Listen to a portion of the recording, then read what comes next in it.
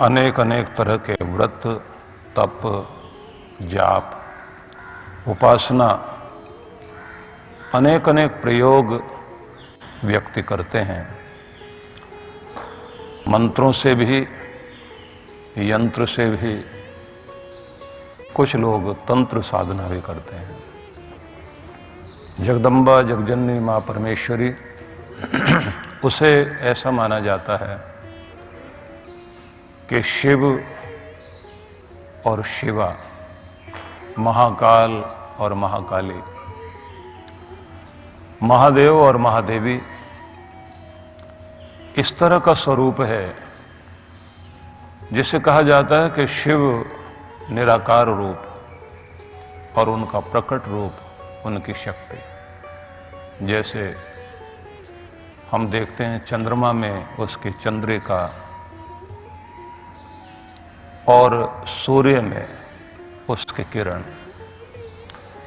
प्रत्येक व्यक्ति के अंदर जो उसकी बुद्धि है और उसका जो प्रकट रूप, उसकी प्रतिभा है, दोनों के द्वारा ही बुद्धि अंदर देखें तो कहीं नहीं दिखाई देती, लेकिन बुद्धिमत्ता जरूर दिखाई देती है, प्रतिभा दिखाई देती है।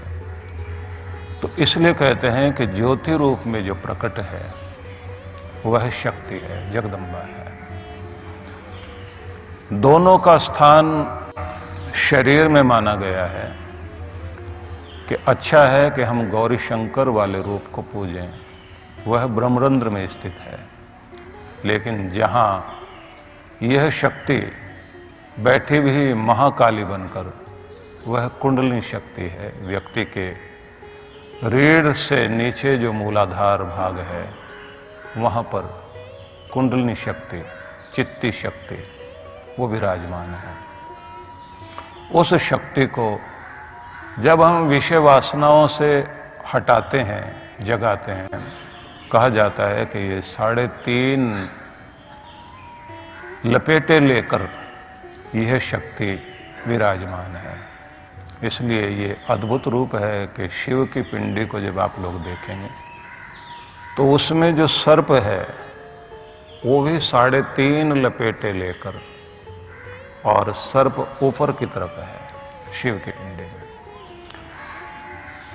लोग कुछ अलग अर्थ निकालते हैं, लेकिन वास्तविकता यही है कि आपकी ये सर्पिणी शक्ति उठे और सिर तक आपका शरीर शिवलिंग ही है, और शक्ति यहाँ आकर ठहर जाए, छाया बन जाए, और आप उस शक्ति के जागरण से अपने अंदर अनुभव करेंगे कि शिव और शक्ति दोनों का मिलना, दोनों का एक स्थान पर विराजमान हो जाना, दोनों का एक रूप हो जाना, वही समाधि है, वही संबोधि है, और वही महाज्ञान है। जो 3 अवस्थाएं मानी गई हैं, जागृत, स्वप्न, उसी में स्वप्न जो आते हैं, निद्रा में आते हैं, तो ये 3 अवस्था, चौथी अवस्था मानी जाती तुरीय अवस्था। तो जागृति तो सबको ही पता है। जागृति का मतलब होता है कि जब आप केवल बाहर बाहर बाहर ही देखते हैं। निद्रा अवस्था वो है कि जिसमें ना आप बाहर देखते हैं ना अंदर देखते हैं। स्वप्न अवस्था वह है जब आप अपने अंदर देखते हैं लेकिन बाहर कुछ भी नहीं देख रहे हैं, अंदर कुछ हलचल चल रही है, स्वप्न चल रहे हैं, तो स्वप्न अवस्था है। लेकिन एक चौथी अवस्था माना गया है जिसको बोलते हैं तुरीय अवस्था। अधिकांश रूप से लोग इसको नहीं जान पाते कि ये क्या अवस्था है, बस ये समझते हैं कि चरम अवस्था है ये। लेकिन यह महाज्ञान की अवस्था है, यह संबोधि की अवस्था है। यह वह अवस्था जब आपके अंदर और बाहर दोनों जगह जागृति आ जाती है, आत्मज्ञान का हो जाना और संबोधि को प्राप्त करना। तुरीय अवस्था में पहुंचना तो ऐसा समझ लीजिए कि आपकी शक्ति जागृत हो जाए। अधिकांश योगी लोग भी जगराता कर रहे हैं, लेकिन उनका जगराता ढोल बाजे लेकर नहीं हो रहा, उनके अंदर साधना के द्वारा उनका जागरण हो रहा है। और ये ध्यान रख लीजिए कि हम लोग जागृत करने के लिए दुर्गा माता को या अपने अंदर की शक्ति को बहुत तरह के गीत गाते हैं, नृत्य करते हैं, ज्योत जगाते हैं। ज्योति जगाने का मतलब यह है कि जो अप्रकट था उसे प्रकट कर लेना, जो हमारे अंदर सोया पड़ा था उसको जागृत कर लेना।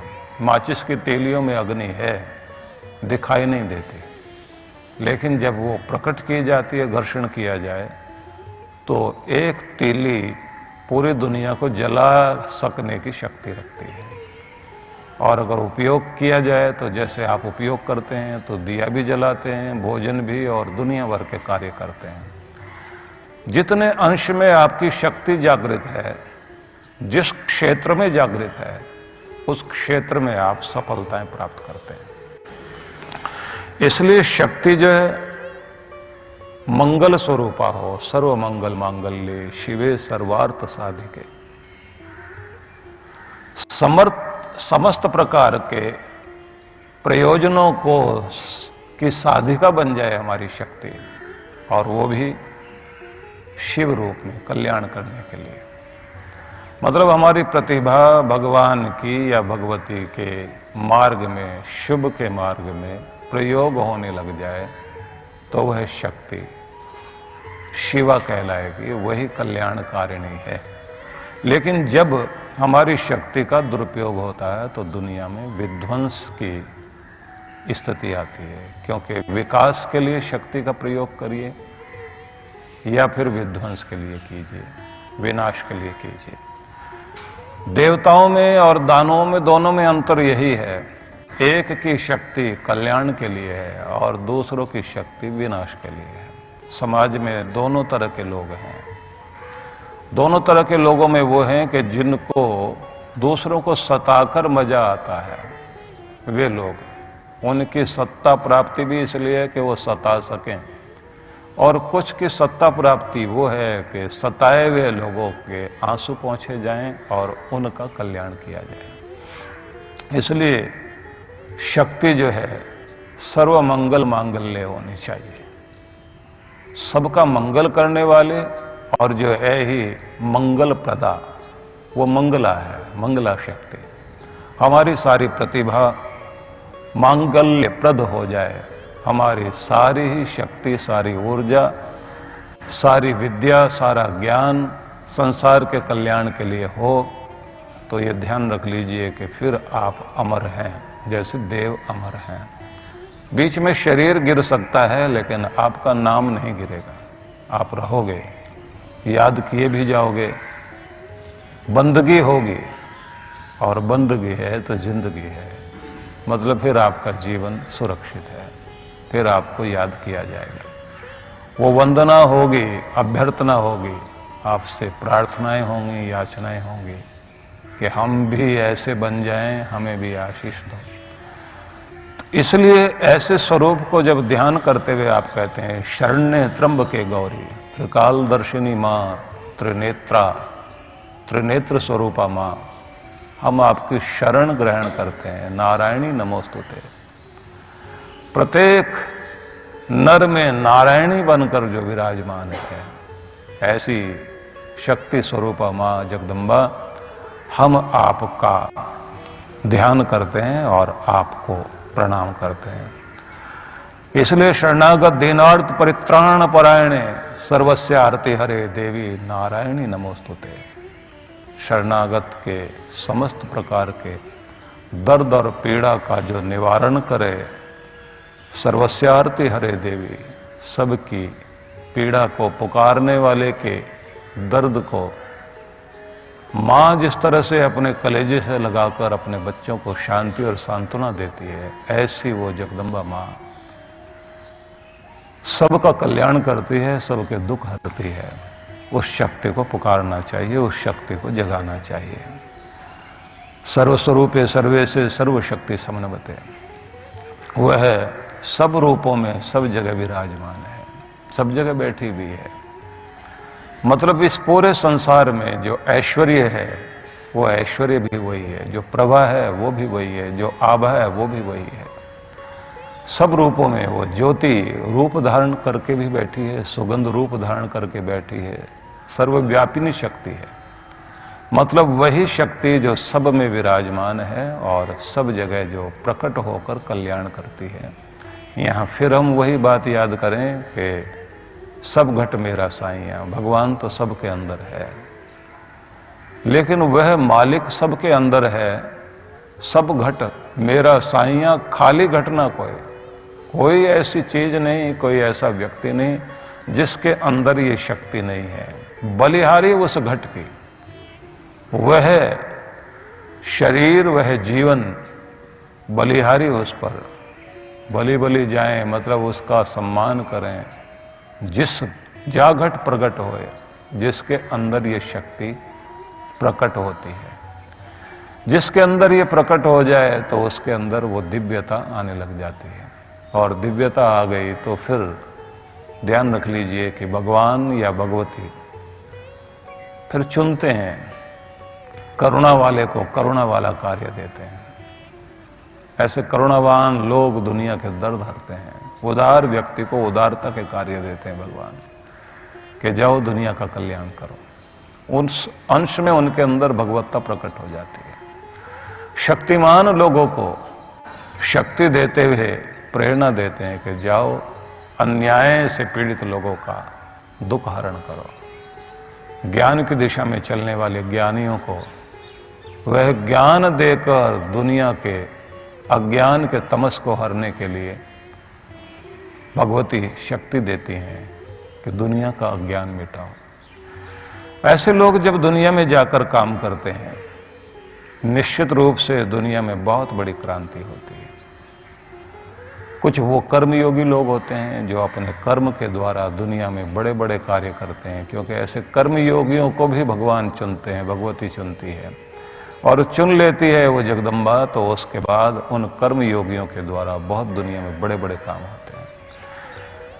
ये बात ध्यान रख लीजिए कि ये तो कुछ जो वरेण्य लोग हैं, जो चुने गए लोग हैं, वो कुछ ही हुए। लेकिन जब आप भगवान की भक्ति में बैठते हैं, भगवान के हो जाते हैं, भगवती की शरण में बैठते हैं, आपके अंदर दया, करुणा, भावना, अच्छी चीजें जागने लग जाती हैं, तो कभी कभी आपको भगवान देवता बनने का मौका देते हैं।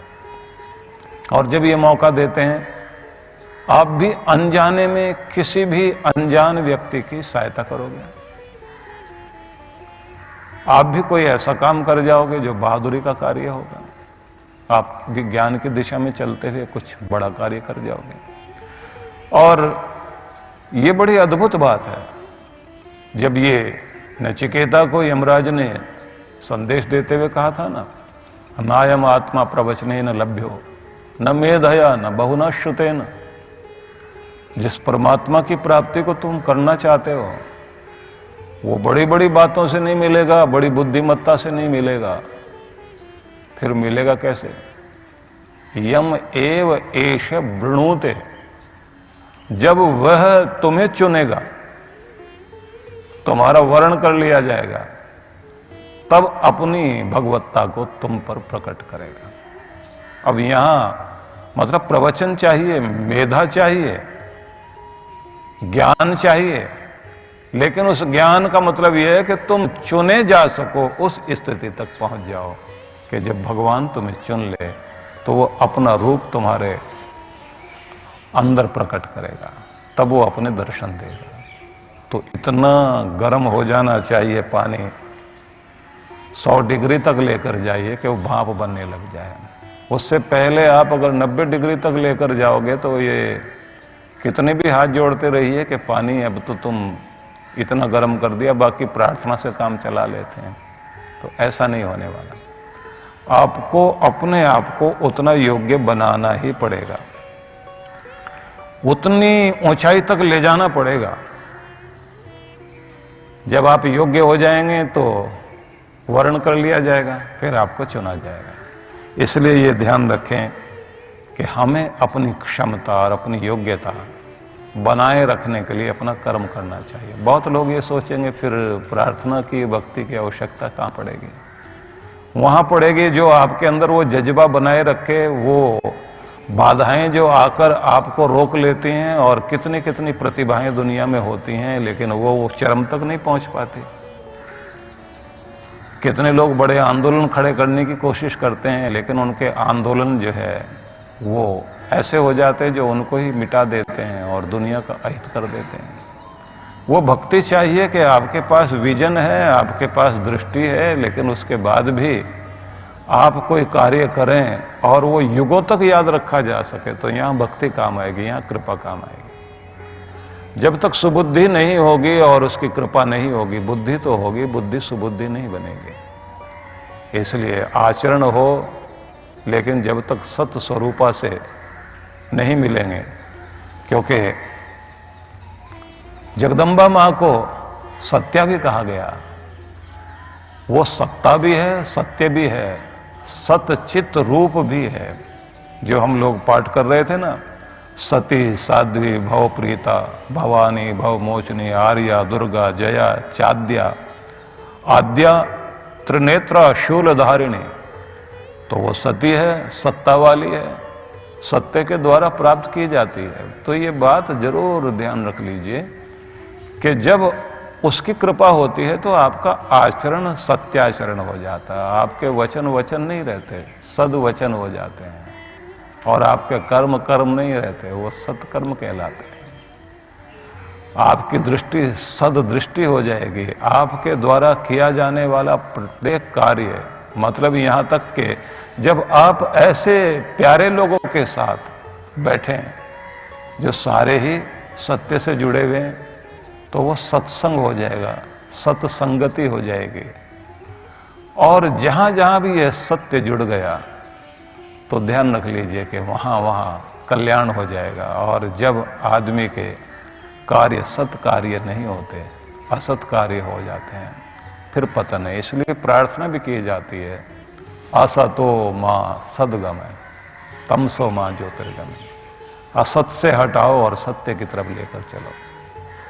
तमसो मां ज्योतिर्गमय, मुझे अंधेरों से निकाल कर उजालों की तरफ लेकर चलो, क्योंकि भटक गया हूं, खो गया हूं, स्वयं को भूल बैठा हूं। भ्रमित को फिर से राह दिखाओ, अंधेरे में भटकते हुए को फिर से तुम अपनी ओर लेकर चलो। मेरी बुद्धि, मेरे मन, मेरे चित्त में अंधेरा छाया हुआ है, फिर से रोशनी दो, अंधेरों के पार उजालों की ओर लेकर चलो। ये ऋषि की प्रार्थना अद्भुत प्रार्थना है। केवल इतना ही कह देना कि अंधेरे से प्रकाश की ओर ले चलो, नहीं। जिंदगी में जहां भी अज्ञान है, जहां भी भ्रम है, जहां मिथ्या ज्ञान है, अज्ञान और मिथ्या ज्ञान दोनों में भी बहुत अंतर है। जहां भ्रम है, जहां संशय है, जहां मैं भटक गया हूं, जहां मैं अटक गया हूं, जहां मैं खो गया हूं, उस सब से निकाल कर मुझे वो उजाला दो, रोशनी दो, भटके हुए को राह दिखाओ, मार्गदर्शन दो, पथ प्रदर्शन करो। ये शब्द है तमसो मां ज्योतिर्गमय। वेदों में इसको कहा आरोहो तमसो ज्योति, ऊपर उठो अंधेरों के पार। स्वामी विवेकानंद बोलते थे कि लाखों सालों का अंधेरा एक रोशनी के किरण से नष्ट हो जाएगा। अंधेरा अंधेरा चिल्लाने से तुम उसे दूर नहीं कर पाओगे। वो कितना पुराना है, कितना शक्तिशाली है, इसे भूल जाओ। तुम्हारी एक किरण काफी है अंधेरे को चीरने के लिए। तुम्हारी जिंदगी में प्रकाश की किरण, ज्ञान का हो जाना बहुत बड़ी चीज है। उसे जागृत करो, तुम्हारा लाखों सालों का अंधेरा, अज्ञान सब मिट जाएगा। सार यही है कि जैसे जैसे हम प्रकाश की ओर बढ़ते हैं, ज्ञान की ओर बढ़ते हैं, भवानी की तरफ, भगवती की तरफ, भक्ति की तरफ, श्रद्धा की तरफ, तो आपका कर्म जो है भक्ति के साथ मिलते ही वो कर्म दिव्य कर्म हो जाता है। तो इसलिए आपसे ये निवेदन करना चाहता हूं कि सभी लोगों को अपने जीवन में नई शक्ति प्राप्त करने के लिए, नया होने के लिए साधना अनुष्ठान जरूर करना चाहिए। और इसमें महत्वपूर्ण बात है कि आपको अपना कहीं ना कहीं आसन संभालने के बाद अपने मौन को भी साधना पड़ेगा। जब आप अपने मौन को साधते हैं, बस वहां कृपा होगी। इसलिए शांति से ये यात्रा आपकी चलेगी और सभी रूपों में सर्वमंत्रमयी सत्ता सत्यानंद स्वरूपिणी अनंता भाविनी भाव्या भव्या भव्या सदा गति जो कहा गया है, समस्त मंत्रों के द्वारा सब मंत्रों के अंदर जो विराजमान है उसको आप ध्यान से अनुष्ठान से प्राप्त कर सकते हैं। तो अच्छा यही है कि आप अपना आसन संभालें, ज्योत जगाएं। नियम ये होता है कि जब आप साधना करने बैठें तो दिया भी जलना चाहिए, दीप जला करके बैठें।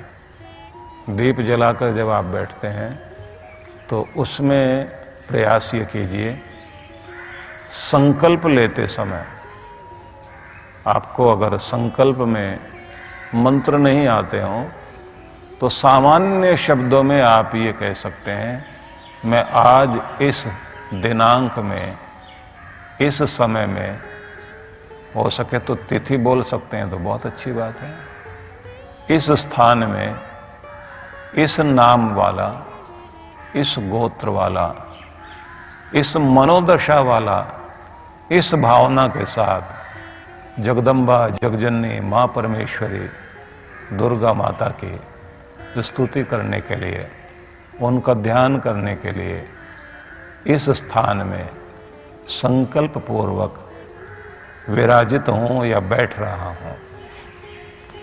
वह परम सत्ता परम शक्ति मेरी मनोकामना को पूर्ण करे, मैं इसके लिए विनती करता हूं, प्रार्थना करता हूं और आह्वान करता हूं कि हे जगदम्बा माँ, आप यहाँ विराजमान हो।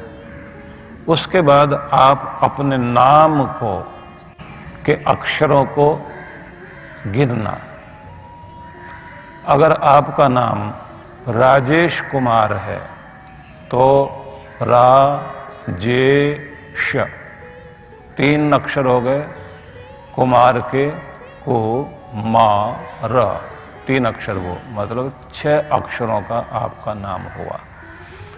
6 अक्षरों के नाम के अनुसार बिना टूटे चावल के दाने, जिसे बोलते हैं अक्षत, उन्हें आप उठाकर दिए में रख दीजिए। जलाना नहीं, तेल में डाल देना है या घी में डाल देना है, दीप में डाल देना।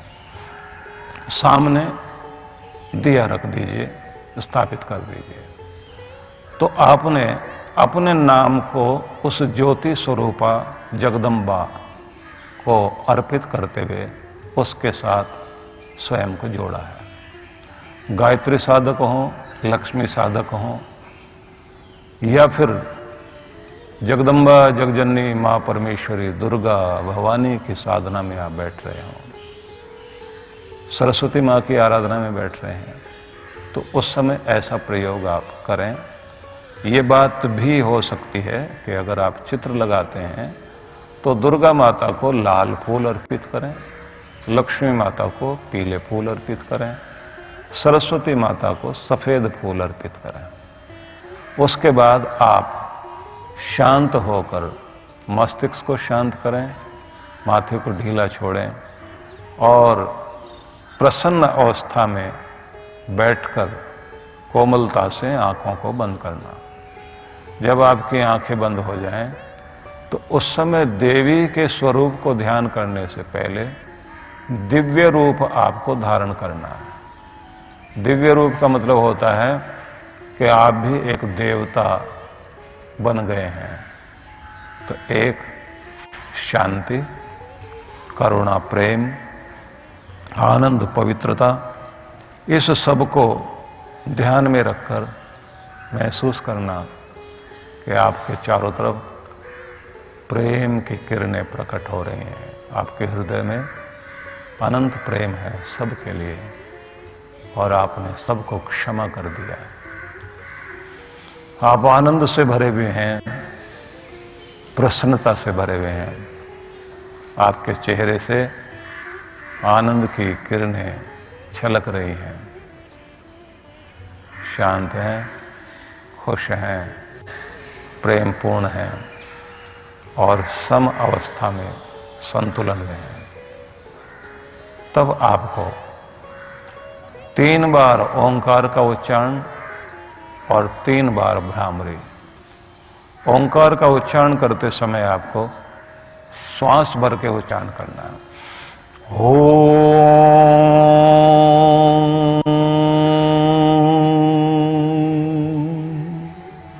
इसी के साथ 3 बार फिर भ्रामरी।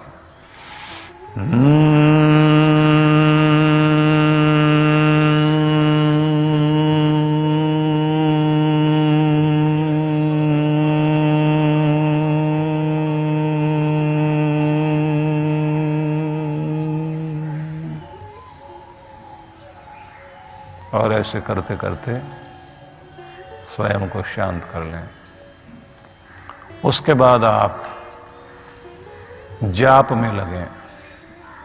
ओम ऐं ह्रीं क्लीं चामुंडाय विच्चे। ओम ऐं ह्रीं क्लीं चामुंडाय विच्चे। ओम ऐं ह्रीं क्लीं चामुंडाय विच्चे। ओम ऐं ह्रीं क्लीं चामुंडाय विच्चे। इस तरह से जाप करते हुए फिर ध्यान में जाना चाहिए। निश्चित रूप से आपको एक अलग तरह की अनुभूति होनी शुरू हो जाएगी। लेकिन यह भी आपको ध्यान रखना है कि वह जगदम्बा, जगजननी मां परमेश्वरी जिसका आप ध्यान करना चाहते हैं, वह सब जगह तो आपके कष्ट क्लेशों को हरने वाली वही है। तो अपनी पीड़ाओं को भी, दर्द को भी, चिंता को भी उसे समर्पित कर दीजिए। ये भावना रखते हुए कि मेरे दर्द का निवारण करने वाली शक्ति वही है, मेरी पीड़ा हरेगी, मेरी चिंताओं को मिटाएगी, मेरा कल्याण करेगी, मेरे लिए कोई ना कोई मार्ग निकलेगा। शांत सहज होकर आप सर्वबाधा प्रशमनम त्रैलोक्यस्याखिलेश्वरी एवमेव त्वया कार्यस्मत् वैरि विनाशनम, ऐसा भाव लेकर सब बाधाओं का प्रशमन करने वाली वही जगदम्बा मां है, जो समस्त त्रैलोक्य की स्वामिनी है। ऐसी मां के प्रति शरणागत हों।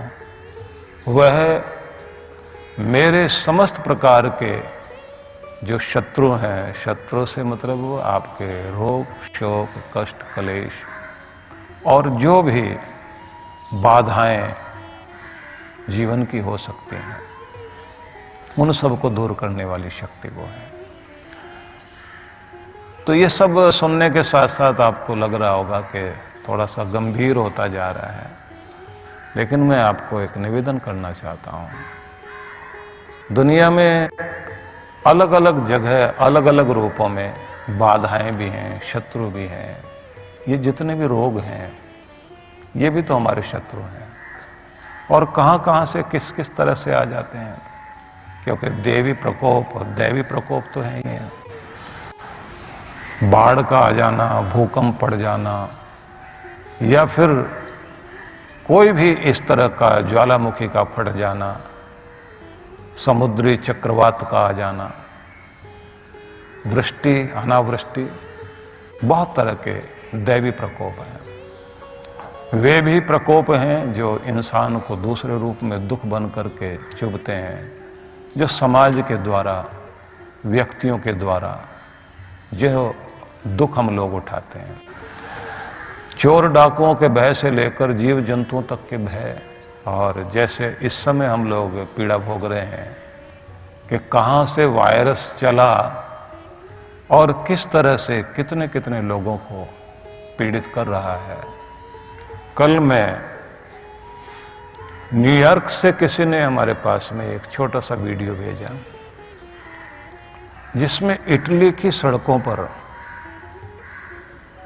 एक दृश्य छायांकित किया गया था, वीडियो था वो, कि बहुत सारे कबूतर, सफेद कबूतर सड़कों पर बैठे हुए हैं, सड़कें खाली हैं। जब भी कोई एक व्यक्ति कोई सामान लेने, आवश्यक चीज लेने के लिए बाहर निकलता है, सारे कबूतर उसके साथ साथ उड़कर घेरा बनाकर उसके साथ चलते हैं। उन्हें लगता है कि ये व्यक्ति आया है, शायद दया करके कोई दाना डाल के जाएगा, क्योंकि उससे पहले सड़कें भीड़ से भरी होती थी, करुणावान लोग आते थे, उन पक्षियों को भी खिलाते थे। अब वो शहर के अंदर बैठे हुए पक्षी, घर तक, द्वार तक, व्यक्ति चलता हुआ अपने द्वार तक पहुंचा है, दरवाजे तक पहुंच गया, पक्षी वहां तक पीछा कर रहे हैं, आ रहे हैं, गोल गोल घेरा बनाकर, कि कबूतर तो कभी किसी को चोट नहीं पहुंचाता, कोई नुकसान नहीं करता। लेकिन यह भी एक दशा आनी थी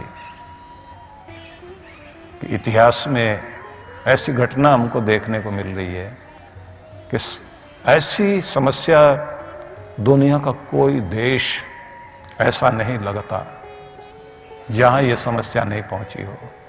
लोग अपने घरों में, लोगों को एक दूसरे से शंका, लोगों को एक दूसरे के साथ इस तरह की स्थिति हो गई है कि ऐसा लगता है कि किसी से मिल नहीं सकते, किसी को छू नहीं सकते, और अगर बात भी करनी पड़ जाए तो कम से कम 6-7 फुट दूर पर खड़े होकर, वो भी सावधानी पूर्वक। यहां तक के बात व्यक्ति की नहीं रह गई है, आप किसी चीज को छू रहे हैं तो भी आपको डर है कि इसमें कोई चीज ऐसी ना बैठी हो कि वही हमारे लिए घातक हो जाए। ऐसा भी समय आता है। इसी को कहते हैं काल का कराल रूप।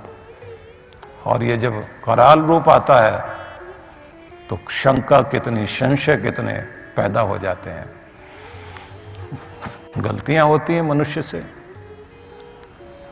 वो भी लोग हैं जो लड़ते हैं। इस समय के जो देवता लोग हैं वो डॉक्टर लोग हैं। उनके अंदर जो इस समय योद्धा बनकर बीमारियों से लड़ने के लिए काम कर रहे हैं, अद्भुत लोग हैं।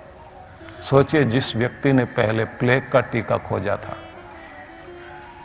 कैसा व्यक्ति था, खुद प्लेग से मर गया, लेकिन उसने टीका खोज लिया। जिस व्यक्ति ने रेबीज पर काम किया, उसके बारे में जरा सोच के देखिए। लुई पाश्चर नाम था, अद्भुत व्यक्ति था। पिता चमड़े का काम करते थे, अपने बच्चे के बारे में सोचते थे कि मेरा बेटा जरूर पढ़ेगा, लेकिन मंदबुद्धि निकला। बड़ा हुआ बच्चा तो गांव के अंदर जंगल से भेड़िया आ गया, एक जंगली भेड़िया जो किसी बीमारी से ग्रस्त था। उसने आकर कई लोगों को काट लिया और उसके परिणाम स्वरूप रेबीज हो गया लोगों को, जिसके कारण जो है जैसे पागल कुत्ता काटता है ना, पानी देखते ही आदमी डरकर भागता है, जानवर जैसी आवाज निकालने लगता है और पागल होकर मर जाता है। अब गांव के 8 लोगों को मरते हुए देखा उस बच्चे ने। तो बच्चा बार बार अपने पिता से पूछता है कि ये क्यों ऐसा हो रहा है। तो बताया गया, बेटा जंगली पागल जानवर के काटने से ऐसा हुआ, और ऐसा तो कुत्तों के काटने से भी हो जाता है जो पागल हो जाते हैं। बोले कोई इलाज नहीं है। बोले नहीं, कोई इलाज नहीं। फिर इलाज क्यों नहीं है? पिता ने गुस्से में आके कह दिया, तुम पढ़ो लिखो, खोजो ना, रास्ता खोजो। दुनिया में इतने लोगों ने रास्ते खोजे हैं, तो तुम खोजो। बच्चे के मन में यह बात आ गई। पहले पढ़ने में रुचि नहीं थी, फिर पढ़ने लगा, बहुत दम लगाकर पढ़ा, खोज करने लगा, और खोज करते करते उस व्यक्ति ने ये कीटाणुओं के बारे में, जिनको उसी व्यक्ति ने नाम दिया था जीवाणु। और सबसे पहले उसने यहां इस बात को देखा कि दूध निकाल कर रख दिया जाए तो कच्चा दूध ज्यादा देर के बाद खराब हो जाएगा, तो फिर उसको उबालना पड़ता है। 75 डिग्री तक लेकर जाइए तो वो दूध जो है जिस तरह गर्म करके रख दिया जाता है तो वो टिकता है। तो उसने खोज की। मैं उसकी पूरी खोज और उसके लंबी कहानी न सुना के सार बताता हूं आपको। उसने खोज की तो सबसे पहले तो ये जाना कि ये गर्म करने के बाद वो जो उसके दूध के अंदर जो जीवाणु होते हैं वो नष्ट हो जाते हैं, क्योंकि किसी भी चीज में, फल में, सब्जी में जब आप रख देते हैं तो वो कुछ समय के बाद में, जैसे सेब को छील दिया तो उसके बाद में वो लाल लाल होने लग जाता है, चीजें सड़ने लगती हैं, गल जाती हैं। तो इस थ्योरी पर काम करते करते उसने कहा कि इसका मतलब जीवाणुओं को नष्ट किया जा सकता है। उसके बाद उसके मन में आया कि मनुष्य के अंदर रोग निरोधक शक्ति होती है, रोगों से लड़ने की शक्ति होती है। तो अगर कोई बाहर का कोई वायरस शरीर के अंदर आता है तो उससे ज्यादातर हमारी रोग से लड़ने वाली शक्ति जो है उसे हरा देती है। इसी को प्रतिरोधक क्षमता बोलते हैं। वह जो इम्यून सिस्टम हमारा स्ट्रांग होता, प्रतिरक्षा तंत्र जब मजबूत होता है तो कितना बढ़िया काम करता है।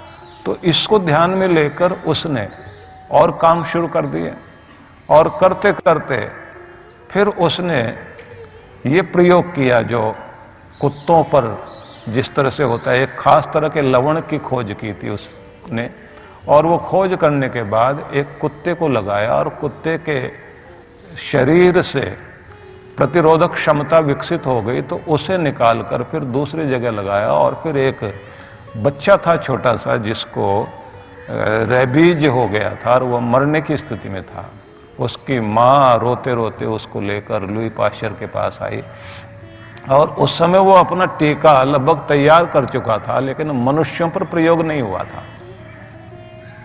लेकिन दिखाई ये दे रहा था कि अगर इस बच्चे को लगाया तो बच्चा तो वैसे भी मर सकता है, लेकिन कहीं मैं बदनाम ना हो जाऊं। जब देखा गया कि बच्चा मर ही सकता है तो फिर क्यों नहीं ये टीका जो तैयार किया है तो इसको लगा दिया जाए। और जैसे वो इंजेक्शन लगाया, बच्चा जो है थोड़ा थोड़ा ठीक हो रहा था। 21 दिन तक वो थोड़ा थोड़ा इंजेक्शन उसको उसके शरीर में दवाई डालता चला गया, और उसके बाद वो चीज़ तैयार हो गई जो रेबीज से लड़ने के लिए टीके बनते हैं। फिर उसके बाद ये खोज हुई कि 14 इंजेक्शन लगते थे, पेट में लगाए जाते थे। अब केवल 3 इंजेक्शन लगाते हैं ये लोग, और शायद बाह में लगाते हैं। तो आप सोचिए कि व्यक्ति ने खोज की, दुनिया में ताला है तो चाबी तो है, समस्या है तो समाधान भी है। ये एक चीज है कि हम बीमारियों से लड़ें, उन्हें दूर करने के लिए, उन्हें नष्ट करने के लिए काम करें। और बात फिर वही कि उसने जो वो चीज तैयार की थी तो वो बार बार कहता था कि जो मैं अब शरीर में मनुष्य के लगा रहा हूं ये क्या करेगा, उस विषाणु को मारेगा ऐसा नहीं है। उसकी पंक्ति अद्भुत थी। उसका कहना था कि ये शरीर में पहुंचने के बाद प्रतिरक्षा तंत्र को इतना प्रबल करेगा कि जो वहां पर रोग बैठा हुआ उसको लड़ने के लिए तुम्हारा शरीर की ही प्रतिरक्षा शक्ति वो लड़कर भगाएगी। ये विचार करने की बात है कि आपके अंदर परमात्मा ने बीमारियों से लड़ने का रक्षा तंत्र दिया हुआ है, आप उसी को मजबूत करिए। ये प्राणायाम, ये योग, ये आहार, ये उत्तम निद्रा, ये सब वही कार्य करती है कि आपके अंदर की क्षमता, आपके शरीर से पसीना निकलता रहे, आपका पेट नरम रहे, आपके पांव गर्म रहे, मतलब आप चलते फिरते रहें, खूब तेजी से दौड़ सकें, आपके अंदर स्फूर्ति बनी रहे। सब तरह से जब आप अपने आप को स्वस्थ रखते हैं प्रतिरक्षा तंत्र आपका मजबूत रहता है। बस कभी कभी हमें ये सहारा लेना पड़ता है औषधियों का। लेकिन एक बात जरूर ध्यान रख लीजिए, अब क्योंकि मैं व्याख्या करने के साथ में थोड़ा उदाहरणों की तरफ आ गया हूं, तो कुछ उदाहरण देना जरूरी होगा इस समय। मुझे ध्यान में आता है कि 1958 में चाइना में एक बहुत बड़ी गलती हुई थी। माओ त्से तुंग उस समय थे और बहुत बड़े क्रांतिकारी नेता वहाँ के थे, और वहाँ के सर्वपूज्य नेता वही माने जाते हैं। एक सैनिक भी थे, महान क्रांतिकारी थे, और बहुत बड़ा सपना था उनके मन में। उस समय एक बड़ी बात थी चाइना के अंदर कि वहाँ के अर्थतंत्र को मजबूत करने के लिए वहाँ के सर्वमान्य नेता ने मन में संकल्प लिया। उस समय की सबसे बड़ी आर्थिक शक्ति जो है ब्रिटेन था, दूसरे नंबर पर अमेरिका था। माओ त्से तुंग ने यह कहा कि आर्थिक शक्ति ब्रिटेन को पछाड़कर हम आगे जा सकें वो तो अभी संभव नहीं, लेकिन अमेरिका को हम जरूर पीछे गिरा सकते हैं। तो हमारी अपनी समस्या है कि हमारे यहाँ जनसंख्या एक बहुत बड़ी संख्या है, तो हम इसे अपनी ताकत बनाएं। विचार उनके बहुत बड़े थे, लेकिन एक बात जरूर ध्यान रख लीजिए, कुछ लोग तो महान होते हैं और कुछ लोगों पर महानता थोपी जाती है। जैसे आजकल होता है कि वो व्यक्ति महान है या नहीं है, गुणगान गाने वाले किराए के लोग होते हैं, ढोल बजाए जाते हैं, शोर मचाया जाता है और उसको महान घोषित कर दिया जाता है, बड़ी किताबें बन जाती हैं। कुछ वे होते हैं जो सच में महान होते हैं, उनकी किताबें नहीं बनती, उनकी बाद में चर्चा होती है। दशरथ मांझी की चर्चा उस समय नहीं हुई, जिसने पहाड़ काटकर और गांव के लोगों के लिए जिंदगी के 28 साल लगा दिए हों। वो व्यक्ति जिसने पहाड़ काटने में जिंदगी लगाई हो, साधारण व्यक्ति नहीं था। नेल्सन मंडेला अपमानित होता रहा, जेलों में पड़ा रहा, 22 साल तक जेल के अंदर रहा, अपने देश का सपना देखा। उस समय उसका गुणगान गाने वाला कोई व्यक्ति नहीं था। महानता थी, महानता के लिए कार्य किया, लेकिन महानता के लिए नहीं। महान व्यक्ति महान कार्य करता ही है, लेकिन विषय से ना हम लोग भटके, हम लोग फिर आगे चलते हैं कि उस समय उन्होंने निर्णय लिया कि हम अपनी जनसंख्या को अपनी शक्ति बनाएं और अपनी उपज बढ़ाने में इतने आगे जाएं कि हमें अपना अनाज भी, अपने खाद्य सामग्री दुनिया में निर्यात करने का मौका मिले और पैसा कमाने का मौका मिले।